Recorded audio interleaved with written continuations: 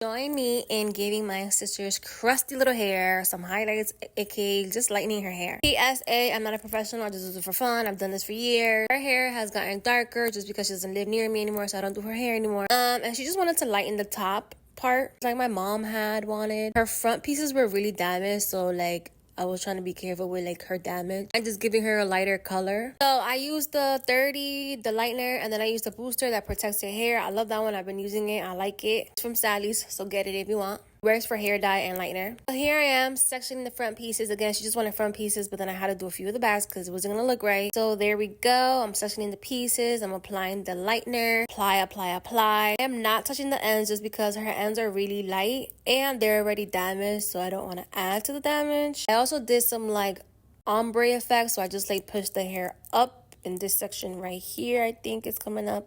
Yes, right here. Again, the whole point was to just lighten her hair, so I just did a few of those pieces and then the highlight pieces. Just finesse the sugar cookie out of it. I freestyle. Again, entertainment purposes only, girl. I'm not a professional. I did not go to cosmetology school.